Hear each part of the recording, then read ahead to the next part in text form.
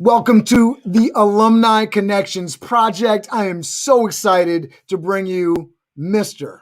Joshua Thomas-Serrano today. I've had a pleasure of knowing this, I'm going to say young man, but he's not a young man anymore. But I've known him for quite a few years now, and I'm excited to bring him to you. This project is all about connecting the alumni of A. Philip Randolph Campus High School. So if you are an alumni and you are watching this, I want you on this show. In addition, share this out. I want you to expose Joshua to the world. He's got a YouTube channel. He's somebody that's working in the social justice arena, particularly in the area of food, very passionate. I'm looking forward to getting into some conversation, looking forward to the whole reminiscence of Randolph. We're going to get into it right after the theme here. Here we go. And see if I can make the technology work. There we go. You got to tell me what you think of this song, Joshua. Let's take a listen.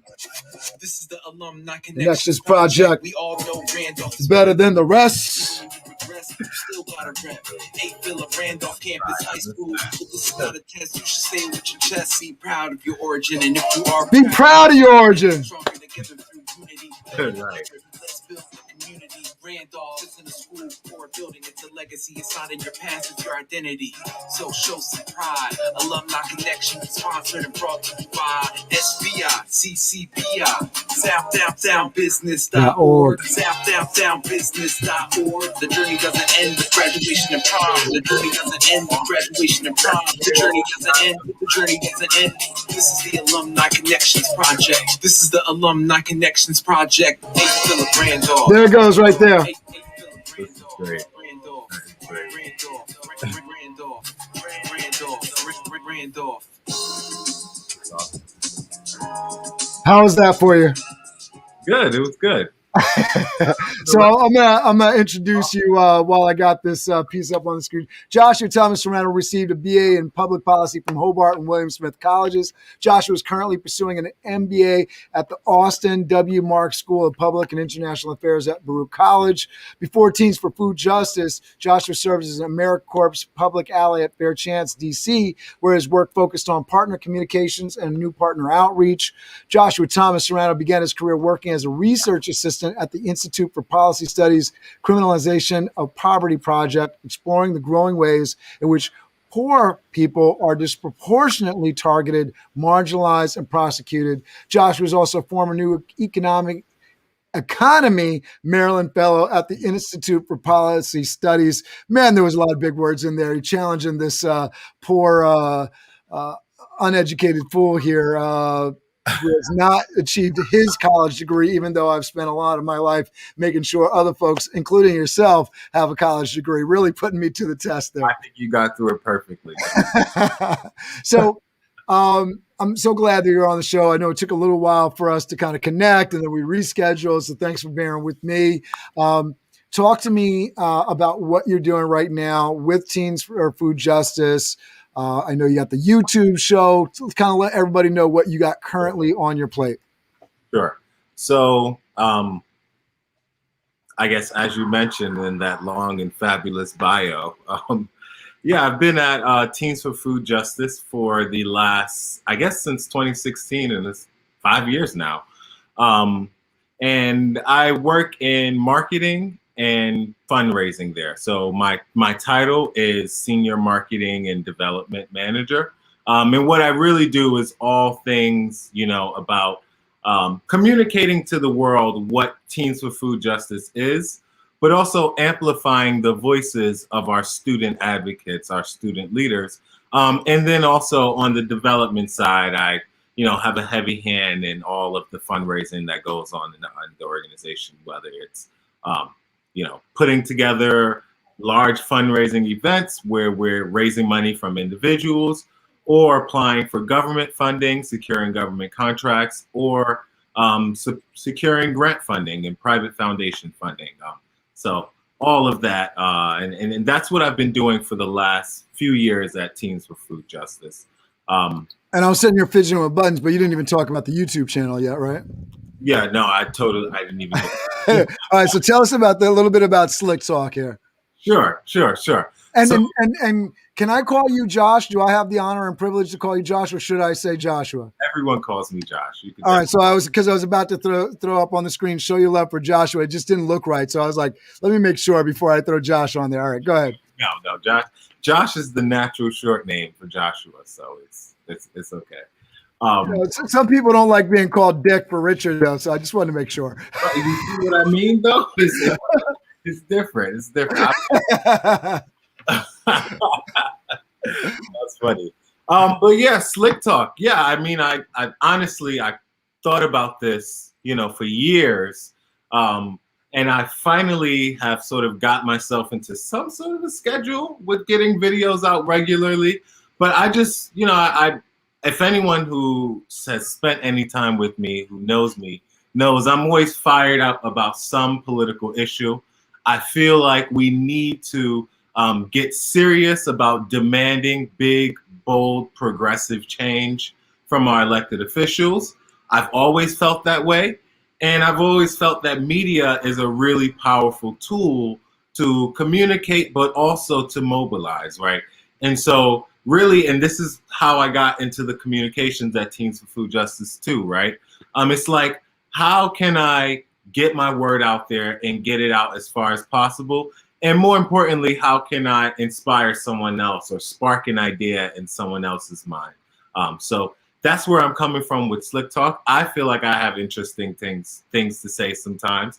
And, this is really the beginning of this journey. So hopefully when you're talking to me a couple years from now, we got thousands of subscribers and, So just be prepared for anybody that's watching. We got Neil on here. You're going to hear subscribe to Slick Talk a couple times. We have the link for the channel being posted down into the comments. It's also in the description. If you're on YouTube, it's down below, and it's off to the side if you're on Facebook like Neil. So go over there, and if you have not hit that subscribe button for this channel and Josh's channel, we'll put that one in there too, because especially if you're watching this through the YouTube channel for SBI, we definitely want to increase the audience for that channel and connect more alumni together. So glad that Neil, another alumni, is watching. Thanks for being on here with us. So get into this story here, because I want to save some time for conversating about the YouTube channel and the work that you're doing with Teens for Justice. But I want folks that are currently at Randolph, pursuing their high school journey, folks that are pursuing the college experience, and folks that are post-college to all benefit from this conversation. So tell us how you were initially, where were you living? How were you initially introduced to Randolph? How did you get in the doors there? And what was your, I know I'm throwing a lot at you, but what was your initial perception as you were walking through the doors of Randolph? For sure. So I was actually living in Far Rockaway, Queens when every high school student gets that giant book with all the high schools. And, I was filling out my list. And a big thing for me was going somewhere where there was a swimming program because I wanted to learn how to swim. I didn't even think about it. Beyond that, I was just like, what is the ratings? Is the school, is it like at least a B? It's not a C, it's not a D. Do they have interesting clubs and sports that I might want to join? And so Randolph fit all of that, but I still wasn't crazy about it until there was actually an assistant principal in my middle school who was a Randolph alum. I think he went to Randolph in like the 80s. And so he was always really pushing Randolph really hard on all of us. It's like, this school is a place where you can go and you'll find yourself and you'll have a lot of opportunities to do a lot of things and you'll meet some great people. And, there was no other school that wasn't one of the specialized schools that I heard really nice things like that about. And I think that there needs to be more of that, frankly. There needs to be more people promoting really good performing traditional public schools, not just the specialized. But in my experience, I had that in regards to Randolph. And so that obviously put it to the top of my list.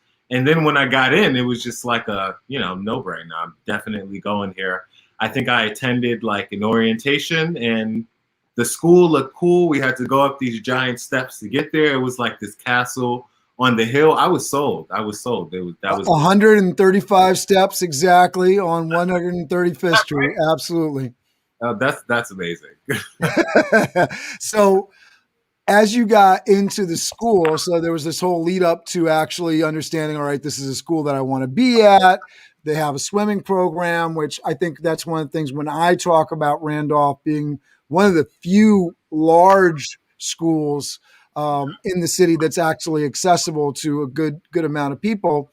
The fact that they have swim team, football, baseball, lacrosse, basketball, men's and female versions of most of those teams, if not all those teams, right? That's not something that's found at every school. What was your initial perception as you kind of got into the building and looked around? How was it different from your junior high? And what was your experience that first year? Biggest thing that I remember is I think it was like a weekend.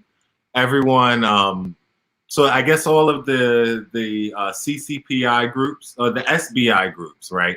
I was on UB, Urban, there was Latin. All of the different groups were in the cafeteria promoting people to sign up and join. And I just remember thinking, like, watching them, and this was like 2007 or 2008. This was like the height of like Harlem just taking over everything in music and dance. 5,000 was huge. And I'm just seeing these people dance, and I'm like, wow, I'm nowhere near cool enough to be in this school. Like, I don't have anything compared to this. But, eventually, and then another huge memory for me, actually, that freshman year was the December show, where it went from like being like, oh, this is a really cool thing and these really cool groups that are going on, to like, no, I have to join that. Like, that has to be part of my experience at Randolph because this is amazing, So yeah, I mean, I had the privilege of meeting a really good group of people very early in Randolph. A lot of I lived with Vivian. She, I met her within the first week mixing up with my college at Randolph. So people are gonna be like in ninth grade. Ninth grade. So I don't know how many years that is. No, I was talking about living with Vivian in ninth grade. What's going on? No, live with her later, right? Yes. Understood. I got it. I understood what you're talking about. So you got introduced to Vivian. I know Vivian was on the swimming team as well, right? Yeah, for sure. So many people with your years. I think Carolina was a part of that group. So many folks. Anthony Rodriguez, I think, was part of that crew as well. Yeah. And I feel like for all of us, just being a part of such close-knit groups like that, either it was sports team or with SBI, I think that's really, you need that in terms of coming into yourself as a young person. So, and I know a lot of schools don't offer those kinds of things for young people. So, yeah, I think that there's a great combination of extracurricular academic programs as well as sports programs.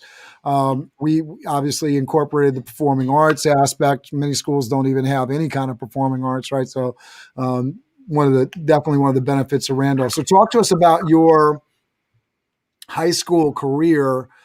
What were you looking at? When was there hardships? Were there challenges? Favorite teachers? Teachers that you really didn't enjoy?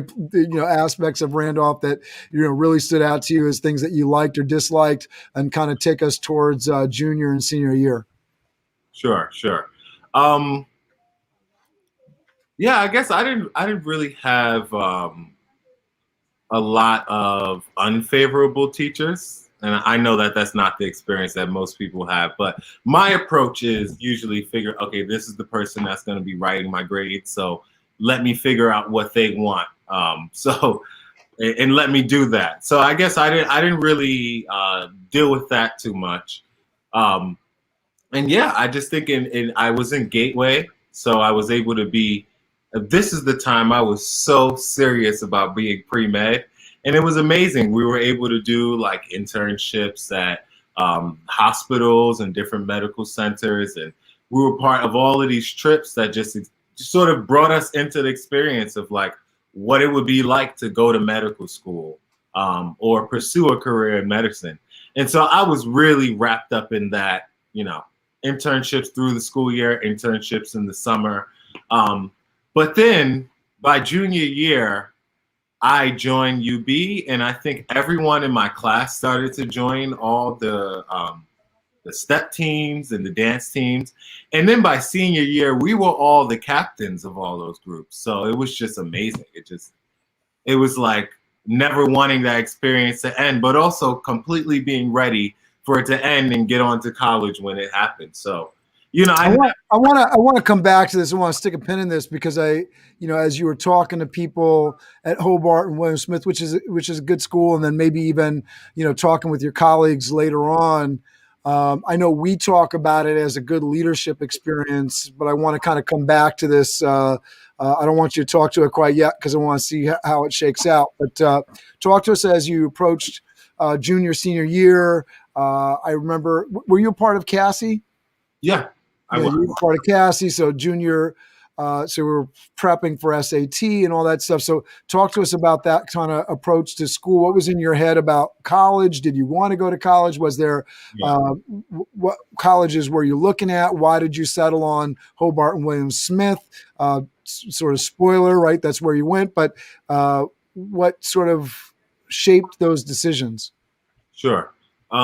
So one of the things that was really good is that we had people who were constantly talking about college to us. So it went from like this pipe dream idea to being something that I have to make a plan for this.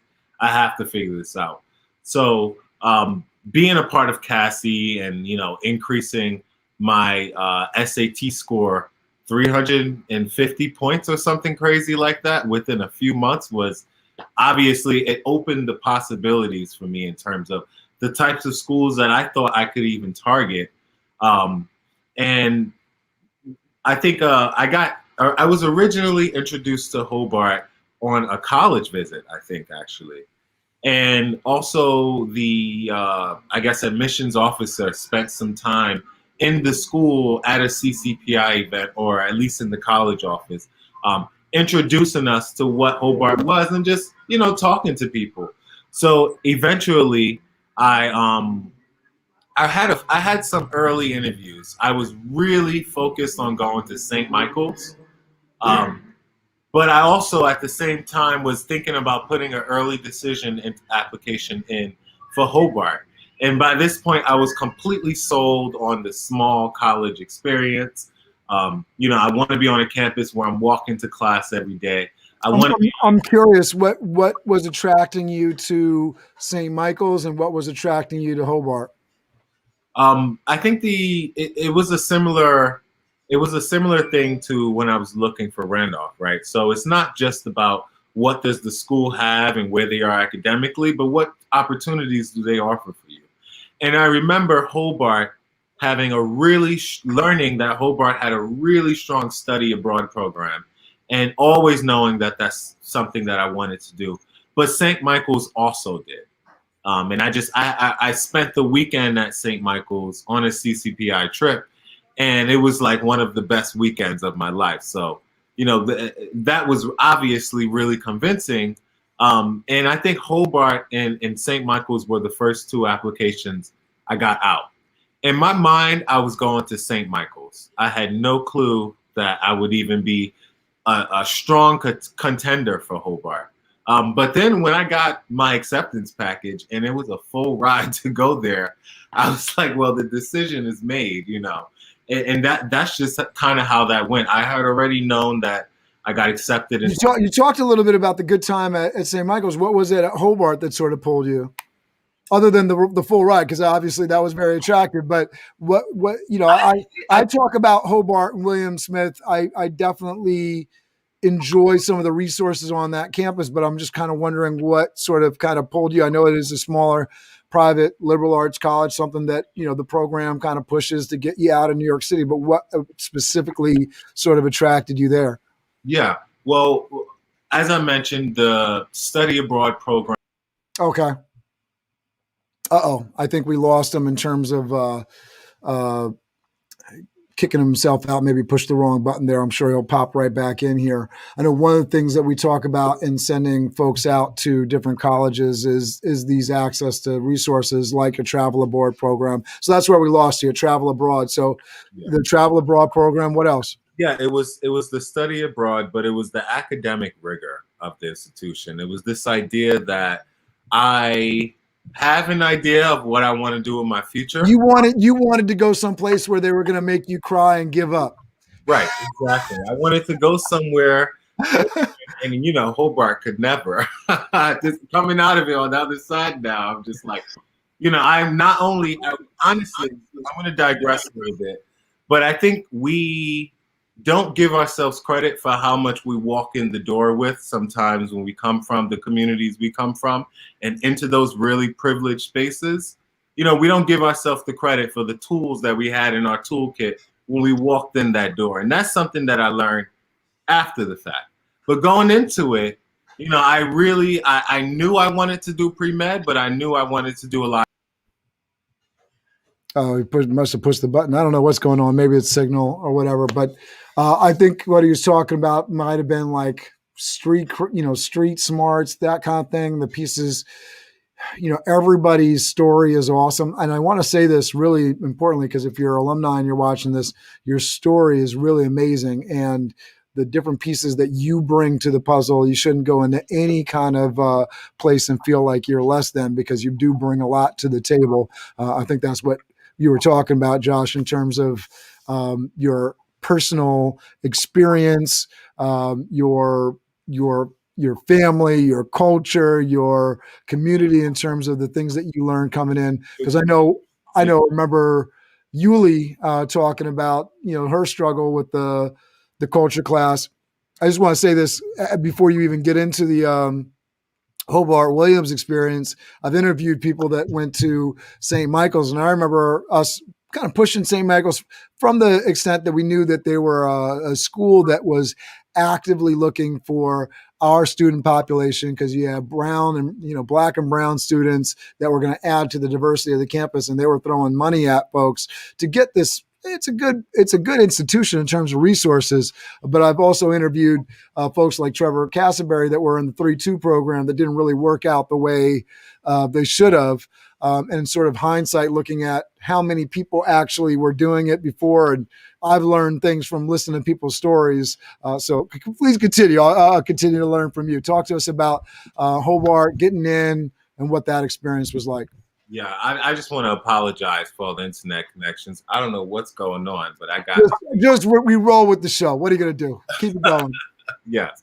But yeah, so I guess just to wrap up the last thing I was saying, I learned a lot about Hobart study abroad opportunities. I learned a lot about the small class sizes, and just the enthusiasm that professors brought to their work, that it was a tight-knit community where everyone was sort of invested in the community as much as they were invested in themselves, or,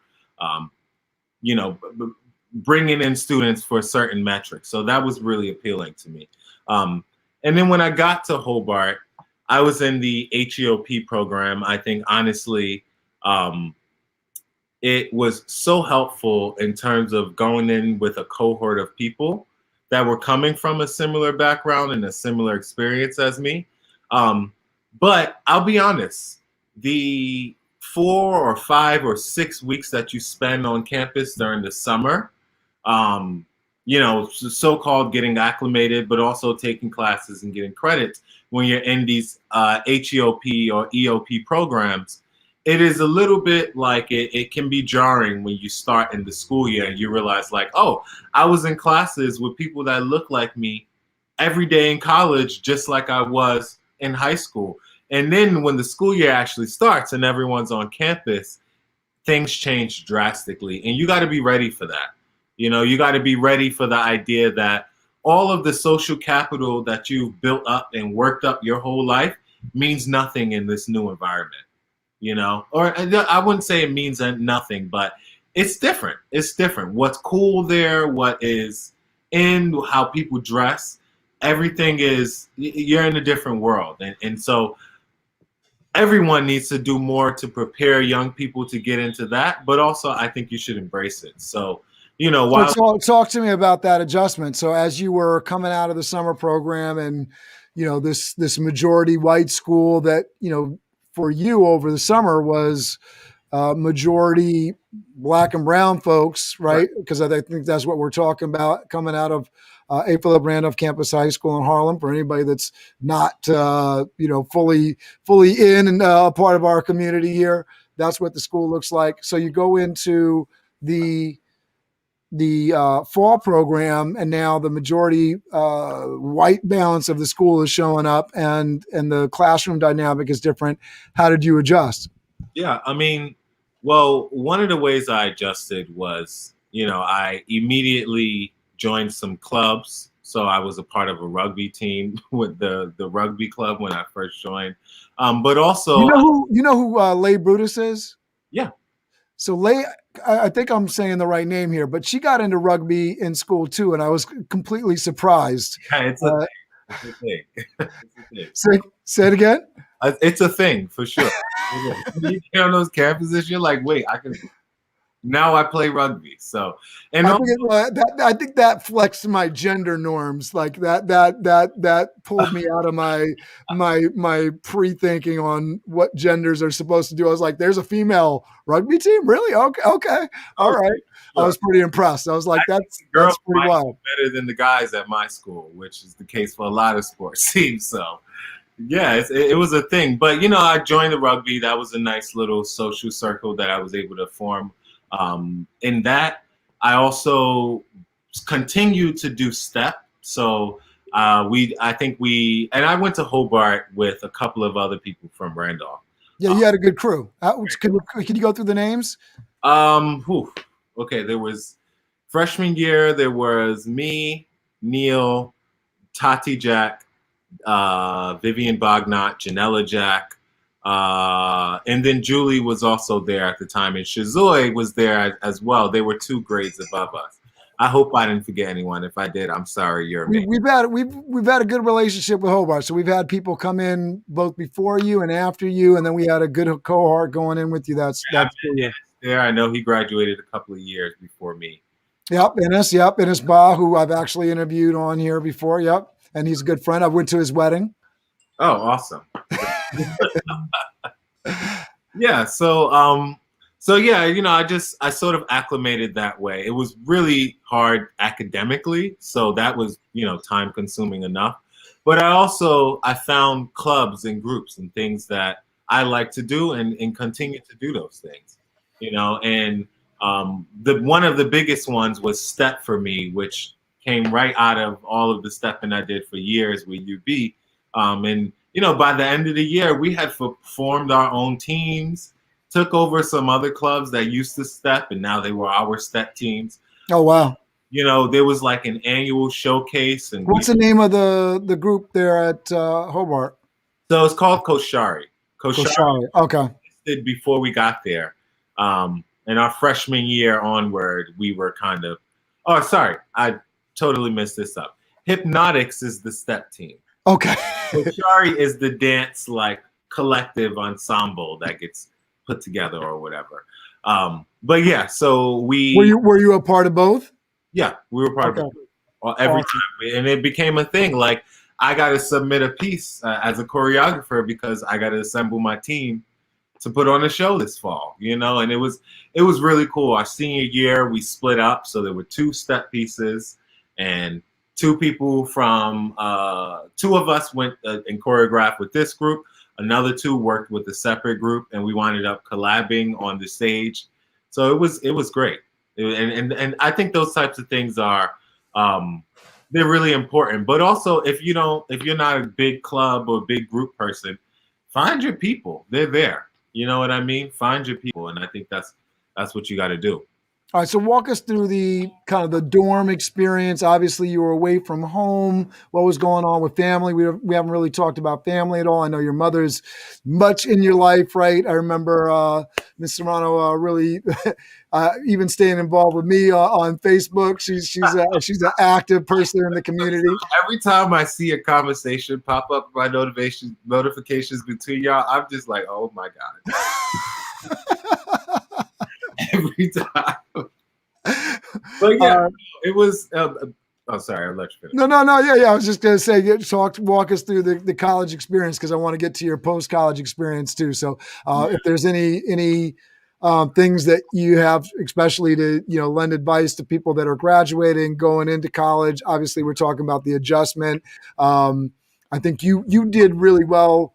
Academically, you pushed through the SAT process, so you got a great SAT score to apply and get your free ride to Hobart. So that's a big deal, I think, in terms of like value and providing some advice and guidance for folks. How did you get through your college experience? Because not everybody in your cohort did get through the college experience, right? And I think that's important to notice. Like, we try to set people up so they go out and they get that 4-year college experience, but family pressures, things going on at home, financial pressures. There's so much to it. So what got you through your 4 years? How did you graduate? And then what were your next steps? I think you got to set like a kind of North Star. I'm focused on this. I'm here to do this. And you can't lose sight of that. The groups and the social life and the independence is fun, but you're there to get a degree, and you can't lose sight of that, And you also need to take your breaks when you need to, or, learn everything. This is a tip that I give to everyone. Learn everything about every date on the academic calendar. When is the last day to credit, no credit? When is the last day to drop a course? What's the maximum amount of courses that I can handle? What's the minimum that'll keep me here? And you got to exist within that space, right? So like I actually struggled a lot academically at Hobart until, the last, I guess, 2.5 years or so. So maybe the first 3 semesters were a little rough for me. And I think you have to, be real with yourself. Like, I'm 4 weeks into this course. We had an assignment that I got a 30 on, and the midterm came and I did really bad.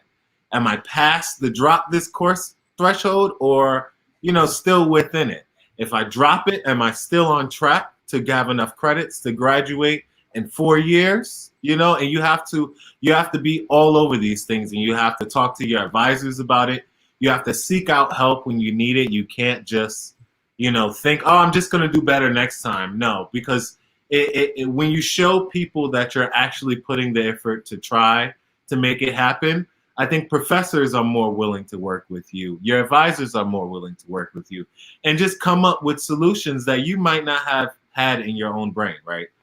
So you just have to keep your eyes on the prize, in a sense, and understand that everything is a part of getting to that end goal, which is graduating from this place and getting on with my life. I'm going to show this video to my kids afterwards, because that was great advice. I think that was really perfect in terms of like knowing your limits, the limits of the program that you're in, all those pieces. It adds up to being able to set up yourself for success. For sure. All right. So talk to us. How did you get to the finish line here? How did you graduate? And then what were you thinking as you were heading towards, freedom, getting out of school? What were you thinking about as you were figuring out yourself? And did you find yourself, everybody talks about college, as this finding yourself experience. Did you find yourself in college? Did you, I think you had talked about, wanting to go into medical and different things, right? So what ended up being Josh? Right. So I guess really early in college, I realized I'm super passionate about politics and about social change. And that kind of blindsided me, because I really didn't think that I was that kind of person at all my whole life. But injustice disturbs me. It really does. And it took me taking certain classes and making certain connections about things that I've seen, things that I know, things that I've experienced growing up, with some of the theoretical things that I was learning about why X, Y, or Z exists the way it does in our society. I think I found myself in terms of, I know that whatever I have to do, whatever I'm doing in life, I have to feel like I'm fighting for some kind of change, working for some kind of change, or coming up with solutions to problems where there aren't any at the moment, or we aren't exactly doing the right thing. Exposing truth. And I know these all sound really general, but coming out with those sort of general prongs of things that I was interested in and wanted to feel like I was doing with my work allowed me to have a really wide array of career choices, a bunch of different things that I could try to apply for and try to get myself into in pursuit of that. So that's what led me to first starting at a think tank, at a research center, where I'm writing about progressive policy reforms, exposing issues or researching issues about criminal justice reform, for example. So Thompson, I got to interrupt. Thompson is viewing us, which I got to say I'm impressed, Mr. Thompson, that he's watching YouTube live, loving the interview. Would very much like to bounce some ideas. So you know what your next phone call is for anybody that needs to get. I'll definitely provide you the number. I love that you found your passion, right? Because I think that is something that I'm talking about all the time. What lights you up, and you found what lights you up. Certainly, I started on an adventure last year, and I'm, trying to remember what age I was, 41, 42 now. The thing that lights you up and finding that wherever you find it in life, college is one of those places where you get to sample and try a whole bunch of things. So were you sampling some of the different things? And then I know you started sampling things after college, being a part of this progressive, what do you call it? A think tank. Yeah. Right. So you started sampling things there. So continue on that story for us. Yeah. I mean, all throughout college, I did joining certain groups, forming certain groups. And also, I think afterwards, I really tried to. So I guess let me explain how the DC thing happened. So I did a off-campus study for my final year. It was a study abroad program, but it was in DC. And so I was part of, one of my things there was doing an internship at the Institute for Policy Studies. And I was able to turn that into a paid internship over the summer and then a fellowship later. And so it was dabbling in the sense that, I didn't know if I wanted to be a policy researcher or not, but I knew that those are the issues that I really cared about. And then over, I guess, a year's time, I realized, what is the experience like of doing something at an organization that's more direct service, that's more people facing, right? And what are the differences between working in something that you're more theoretical versus something where you're providing an actual tangible good to someone who needs it? All of those things fit within the realm of social justice, right? But it's completely different. And the experience is doing it is completely different. And, that's why I wound up in Teens for Food Justice, doing things completely different than what I did at the research center. So I think it is experimenting and dabbling, but also casting a really wide net. I think that's, we're raised up and it's told, like, what do you want to be? A fireman, a lawyer, a this, a that. And in reality, in this new economy, in this new world, I think there's not a lot of examples for the way millennials are going to be just expected to have a bunch of different career experiences over the course of 10 years. You know what I mean? It was seen as weird to leave your job even 20 years ago. Now it's like, if you're at a place for more than 2 years, then are you plotting your next moves? everyone in the organization is sort of organizing towards not keeping everyone here forever. That's this new economy we live in. That's the new landscape we're working on. And you got to have a wide enough view of what you want to do to be able to put yourself in a bunch of different experiences or on different tracks. Well, I got to say, as I was coming up, and Robert Person says, especially with COVID, Robert's a guy that's been a part of the community, watching me on YouTube and with the BizDev Live stuff. But he has a clothing brand that it's God help me, Robert. Let's see if I get this right.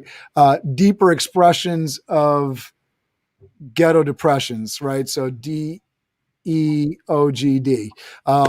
and he's on this mission too.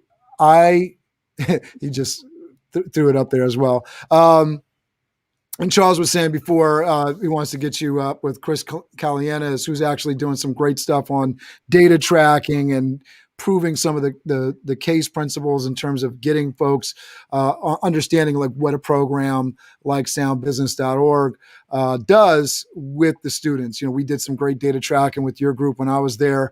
So further pulling out that case study, talking to, particularly folks that are economically disadvantaged and trying to get them into politics is a big deal. I think that's, sort of your kind of groove. I want to get into a little bit of the political conversation and give people a little taste of what slick talk is. What has been, because I want to circle back to the conversation on leadership. Coming out of Randolph, you were part of the students groups. You kind of took that forward. You were doing leadership with the dance groups in Hobart and William. You've now taken that further on, and you've chosen to be a leader both vocally and in some of the organizations that you're working in. How has that played in terms of did the leadership stuff in Randolph really help make some of those later decisions? Do you feel, and I want to kind of ask kind of the devil's advocate, were you always meant for this, or were you influenced? Were you born with it, or was it, nature versus nurture? Was this something that was given to you because people kind of influenced you, or was this something that was just a part of your DNA, if you had to guess? That's an interesting question that for political reasons, I'm going to say that it's learned, right? Because I think that there's a lot of people who envision themselves as natural leaders that if you look at them in their natural environment, it's, that's not leadership.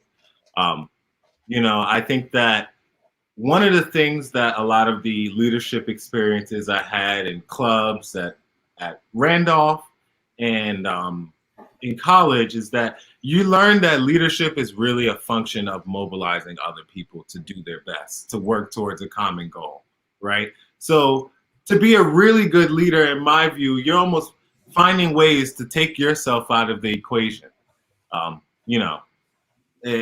so I guess I did learn that through experiencing different leadership roles. And I do think it's something that came to me a little bit naturally, but to learn how to operationalize what I thought were natural traits that I had to have those experiences, those humbling experiences, I had to have the experience of having amazing ideas and then amount to nothing because there's no infrastructure to support that. And there's no buy-in from the right people who need to be bought into this thing that I'm trying to start. So it's interesting. Leadership is something that it could be learned. It doesn't really matter if you walk in naturally with it, because if you come in naturally with it, then you got to hone and refine.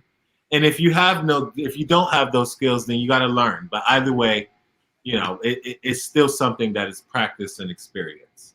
Yeah, I kind of lean both ways with it. I certainly think that leadership is something that is much better. I think you sort of spoke to it. You can kind of have the leadership gene. And I before having children myself, I might have said everything's nurture, right? Everything is learned behavior. And then I had children, and each of my children have a completely different personality, have a different way of sort of looking at the world. And so I would say, because I knew you in high school, I know your mom, and a little bit, and I would definitely say that you are a product, right? You are a product of your environment. I know, you have siblings. We haven't talked about your siblings and, kind of the role that you have. I think you took, forgive me if I'm wrong here, but you can verify or deny, but I think you took a leadership role in the house with your siblings, right? So there was a lot of steps that sort of led to that. What is your view of leadership now? We've had just an incredibly controversial leader that was president up until just a few months ago. I didn't very much like the guy. I have the feeling that we're probably somewhat on the same page with that. We're in New York. We're both folks that are living in New York, and we have a Democrat, right, who is on the other side, right? We had a Republican president that probably were both want to throw tomatoes at very easily, right? I work down the street from Trump. I want to set this up. There's leaders on both sides, right? Wherever political side, what makes a good leader for you, and what are the standards and rules kind of that you're putting in place? Because I know you're coming in place, and I've watched your channel. There is some fire that you're bringing to the table, and you have not reserved that fire just for one party or one type of leader, right? Yeah.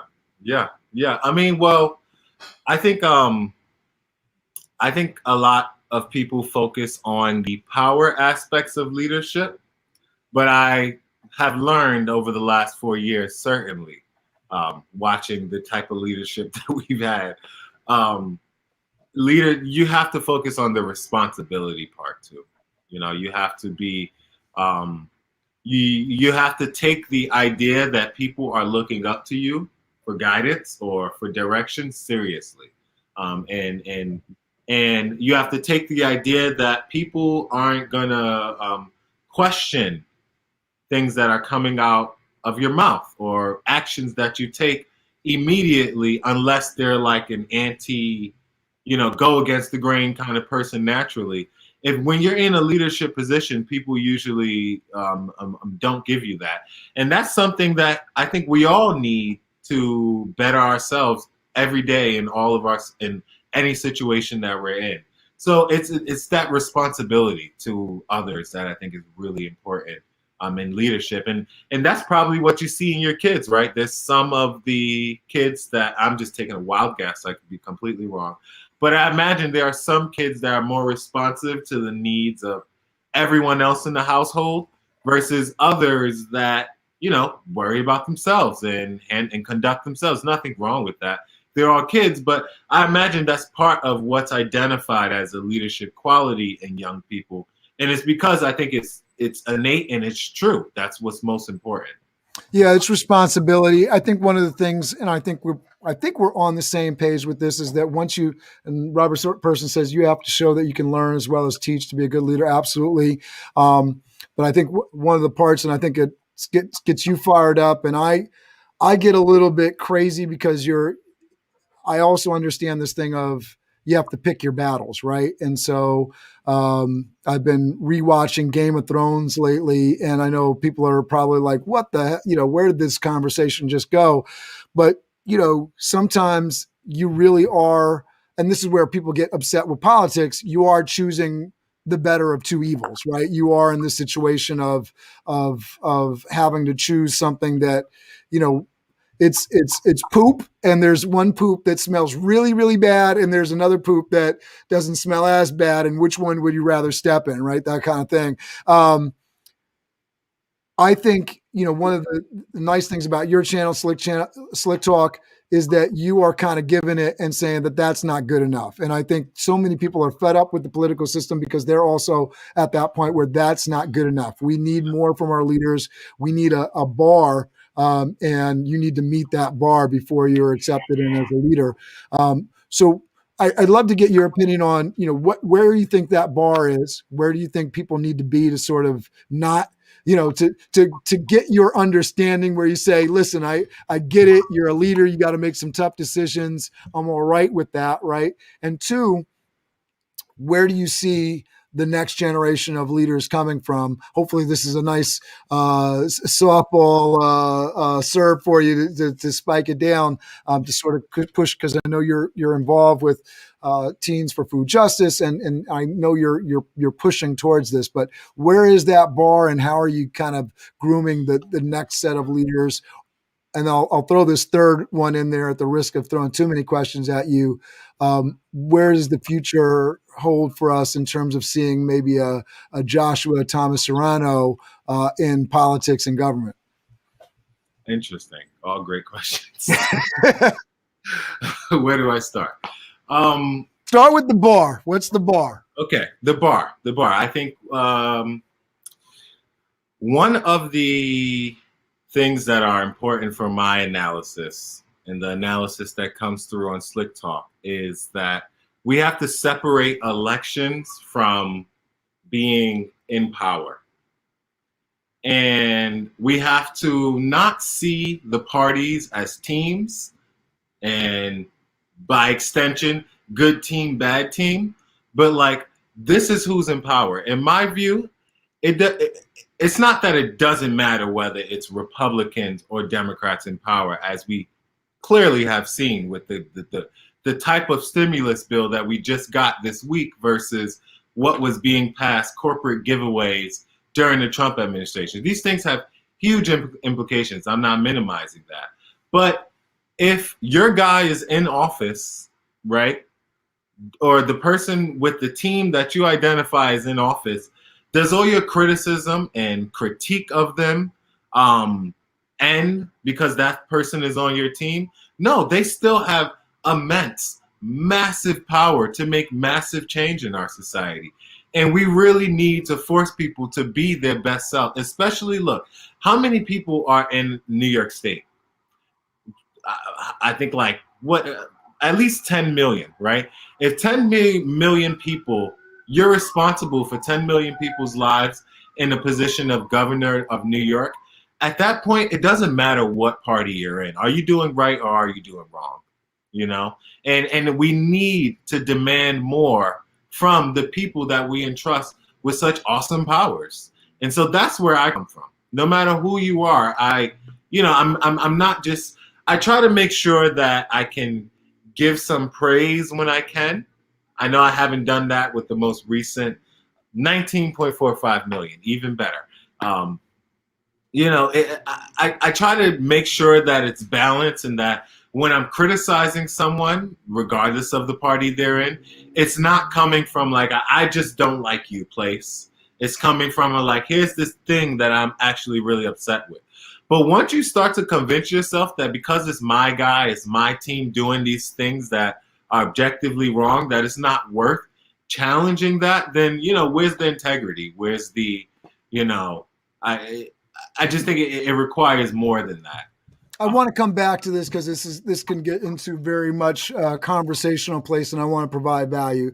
So now let's talk about what you're doing to sort of groom the leaders that you want to see.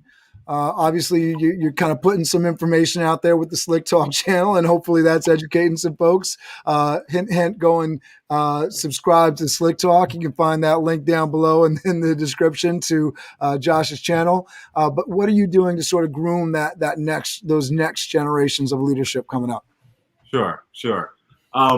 Well, as you guys know, because we mentioned that at the top of the interview, I've been working at Teens for Food Justice for the past 5 years. And what this organization is really about is, or I guess what originally attracted me to it, and what is sort of my theory for change, is you need to get the people who are the most impacted, who are receiving the brunt end of whatever policy issue, whatever issue that you're trying to activate against. You need to get the people who are experiencing it and harmed by it most, to be the leaders, to come up with the changes for that. And advocacy and civic engagement can be taught, and there are techniques that work and don't work.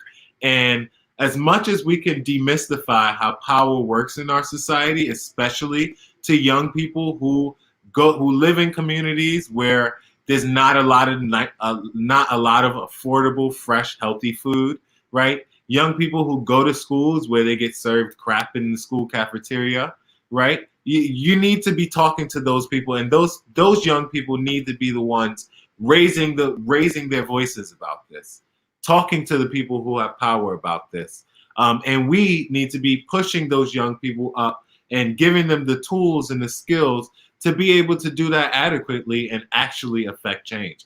So that's what I see. Everything that even with Slick Talk, you know, and I don't think I've reached there yet. I think this is the goal, but I want to make sure that my content is not so like rigid and unapproachable that someone who is not super involved in politics can't sit through a couple minutes of it.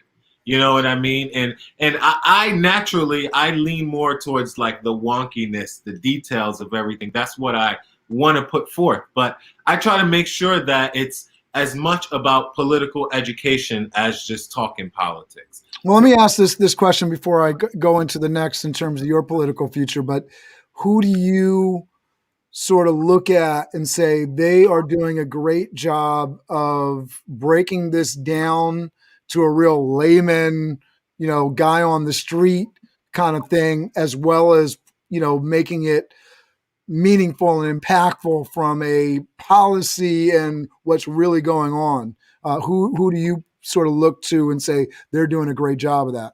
Honestly, I don't have an individual that's like my North Star of that. I think that's something worth investigating, because I think sometimes, just to kind of put this out there for everybody, there's so much content. I mean, I forget the statistics on how much information is uploaded to YouTube per minute, like lifetimes of content that you could sit there and watch from your birth to your dying day and still like, right? Just crazy amounts of content. But there's somebody out there, you know, the same thing. I think it's interesting as it's interesting that corporate America has put in these requirements to make sure they're bringing diversity onto their boards, because Benjamin Dixon. All right. So cool. I don't know who that is, so you can explain that. But there's people, right? There's people that we can look to. And I feel like for me, that's been a helpful piece as I get into social media and as I start, you know, trying to figure out my way, even with Sound Business being on the board, still trying to figure out like who do I want to be in that way so that I can affect the most change. You know, I look to somebody like Obama just from a political stance. I enjoy, obviously as we get into teams, right? Team and this, that, the other, there's certain people that can't stand Obama for whatever reason, but I look to him as somebody that communicates really well. I enjoy listening to his books. There's multiple formats where I can sort of take in that content. So he's somebody that I look to on the political front as I'm reading his newest book. The fact that he can explain certain things and then I can take that information and then go explain it to somebody else is a testament to, that makes sense. He's communicating, at least with me, in a way where I can understand it, digest it, and then, give it to somebody else. So talk to us about Benjamin Dixon and then tell us about your political plans. Yes. And just really quickly, I just want to respond. So Benjamin Dixon is someone who I think does a really good job. He's a YouTuber. He has a podcast. And I think he does a really good job with progressive politics and also Black progressive politics. So I think he's really good, someone that I look to. But I think it's also part of my not looking that sort of upward to anyone like a Barack Obama, for an example, is that I've been in so many community meetings and I've been in classroom discussions with the students that are in our program.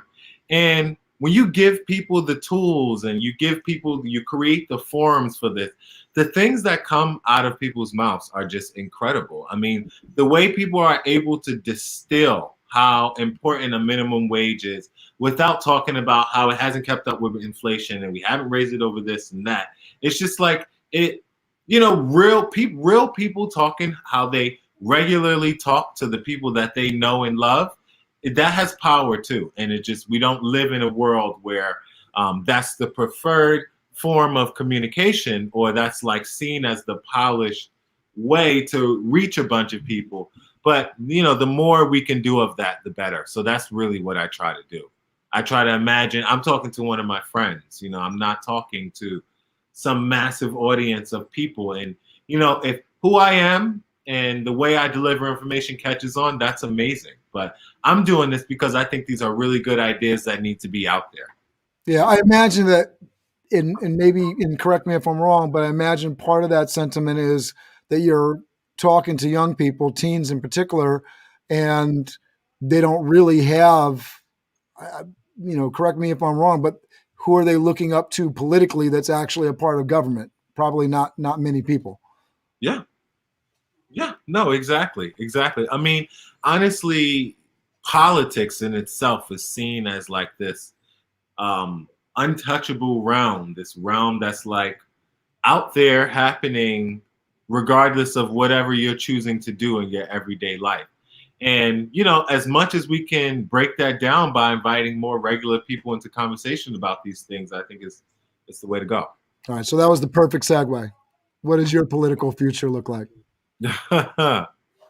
My political future. I mean, I'm figuring that out. I could tell you that I don't know. I would never rule out anything for myself, especially if I was to see a seat open in my community that I think I could run for and win. I could totally see that. But I'm more focused on the policy making process, the sort of the advocacy side of policy. So I would be more likely to start an organization that's devoted to ending mass incarceration, for example, and lobbying elected officials to pass legislation that gets us to that end, more than I would sort of see myself actually running a campaign and actually trying to, win some kind of office. It's not off the table. It could never be off the table because I don't, live my life like that, closing opportunities before I would even try. But I think that that's more where I would be, just because it allows me to delve into the substance more.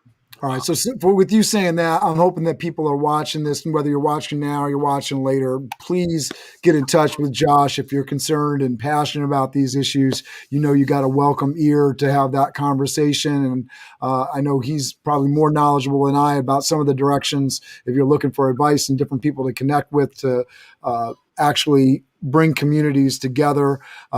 Robert Person talked about, the power of unification. And I think that's really something that I'm trying to do with this Alumni Connections project, is really bring our alumni community together so that we can affect change within our educational environment of A. Philip Randolph Campus High School, but also bring that out to other schools and even across the country and even internationally. My mission in life is opportunity and education. And I'm saying that because I love when I get to talk to somebody like yourself who is similarly interested in, breaking down some of these walls between what's happening on the power end and what's happening in the communities, because there shouldn't be a disconnect. There shouldn't be a wall there, and we have to break it down. I want to make sure that this is providing value to the folks that are in high school right now, that are, working on getting into college. They're in college, working on post-school, whether that means, they've gone to vocational, right out of high school, right out of college. What's your advice for post-educational career? I know we talked about, getting out there, sampling, doing some different things, whereas maybe in yesteryear, 30 years ago, 40 years ago, you would stay in a company for long term, getting some experience in different places. What is your advice to folks that are seeking to, one, earn an income, and two, make an impact on the world? Right. So I think as much as you can, you need to seek out like experiences, and less just things that will pay you. At this point in your life, where maybe if you're still living with your parents, you could even talk to them about this being parts of your goals, but seek out experiences, seek out things that can open your eyes to what you might see yourself doing in a career. Because I think what happens a lot is a lot of people fall into whatever they could get that pays them the most money. And for a lot of people, that is enough. But some people, that's not. And I think you need to use, there's going to come a point in life where like bills and responsibility is something that you cannot ignore. So in those years where you can, or where you can create yourself a situation where it's okay that you're not making the most money you could possibly make at the time, really lean into putting yourself into different experiences. Where can you apprentice? Where can you get an internship? Who do you know that's doing something cool that you could maybe convince them to allow you to spend some time shadowing them? Let me ask this question. Should I just go get a job to make ends meet, or should I go someplace where I'm going to be around growth-minded people? I know that's a loaded question, but I wanted to put it out there. It's not loaded at all. I mean, like, if you got to understand, money is always out there and money can always come. But the things that you experience and the things that you could learn, that's like lifelong, and that's something you could always add to as well. So I just think when you're young, there's going to come a point in your life where you have to make certain financial decisions. Don't live like you're in that place before you're in that place. So you need to be around people that are smarter than you, as someone just said in the comments, or people who are forward thinking and also trying to better themselves, because that's how you even start to value those things in yourself. And, a lot of us come from just get by places and come just get by family patterns, so you got to take seriously the idea of breaking generational curses sometimes, and everything that includes. Not just, I'm going to make money so I'm not poor because I grew up poor. But no, you're going to put yourself in a way in experiences where you're living a completely different, transformed life around completely different people and having different experiences than anything you've been able to access before, because of the connections you made, because of the opportunities you put yourself into, or at least took a shot at. Yeah, I love that. And I'll say this, that Robert Person is following up here, talk. Slick talk, right? There you go. Try.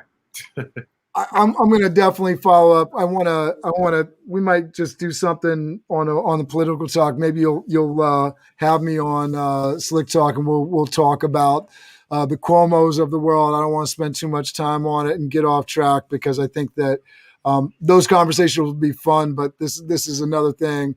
I'm looking forward to having those conversations with you, and I'm also looking forward to building some stuff where we are training folks and getting them into the political sphere, because I think we need more people that are going to hold the bar. Understand that, if you're in a service-related role, that you need to provide that service and be there for the people. And there's a certain amount of justice and there's a certain amount of integrity that goes with those roles that must be maintained, and getting the community together so that we're doing the things that democracy is supposed to do in terms of bringing truth, sunlight, right, to the situation, so everybody's on the same page. Because I think it's a whole lot when we talk about that worst of two evils, it's a whole nother thing when we all understand the choices that are on the table, and we all sort of are accepting of, this is the consequence of our action. And I imagine a whole nother kinds of conversation, if government would have been put things out for us in the beginning. Hey, do we want a whole bunch of people to die, or everybody go home and wear a mask for 2 weeks or 3 weeks or 4 weeks, whatever that amount of time is, and put it up for a vote, or have it more representative? I wonder what that would look. We'll never know, right? Because that's not the way that government has worked, and it's not the way that government has served us. That is even better, right? Say again? Who knows if that is even better, right? Right, but we don't even have the choice, right? There's not even these things, and we don't even get a real perspective on what the choices are that's made. We just get stuff that's handed down to us, and you get forced to swallow it because even our own government doesn't have all the voices on the same page. And you can see that as a reflection in the COVID vaccination rollout, that the communication is so wonky and weird and all over the place. And, federal government is saying one thing, states are saying another thing. Texas is opened up. You don't have to wear a mask. Meanwhile, it's just weird, right? There's just, not. I mean, this is why political education is the way to go. Right. So I want to just kind of finalize with saying, if you like these kind of conversations, these are the kind of conversations Joshua is having on his channel. Who are people that you are looking to get connected with, Josh, and where can people find you?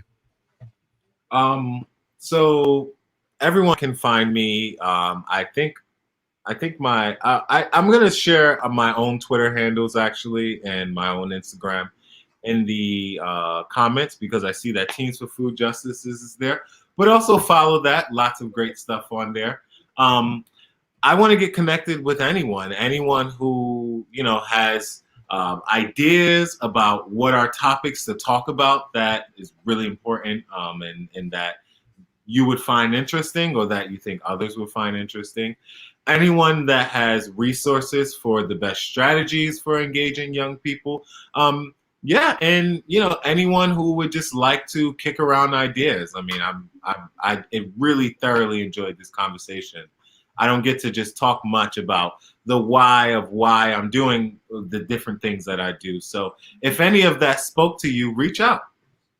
Love it. Yeah, we'll definitely get some on. I can talk forever, and obviously you don't have a problem coming up with something to say. So we'll get it going on. Josh, it's such a pleasure. Again, just say the Twitter handles out loud for everybody that's more of a audio learner for everybody, and then I'll close this out with the theme song here. Okay, so my Twitter handle is @JoshSerrano_. So just regular, the way you spell Josh, Serrano _. And then my Instagram is Magnificent One. So you will. Of course it is.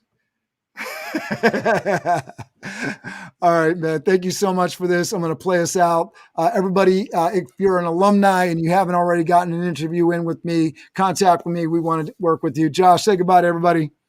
It was great. This was great. Talk to you all later.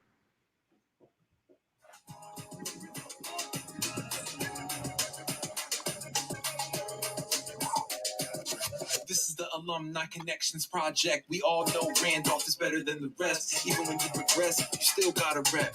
8 Phillip Randolph Campus High School. But this is not a test. You should stay with your chest. Be proud of your origin. And if you are proud, support it then. Stronger together through unity. Better together. Let's build the community. Randolph isn't a school or a building. It's a legacy. It's not in your past. It's your identity. So show some pride. Alumni Connections is sponsored and brought to you by SBI, CCBI. SouthDowntownBusiness.org. SouthDowntownBusiness.org. The journey doesn't end with graduation and prom. The journey doesn't end with graduation and prom. The journey doesn't end. The journey doesn't end. This is the Alumni Connections Project. This is the Alumni Connections Project. 8 Phillip Randolph. 8 Phillip Randolph. Randolph.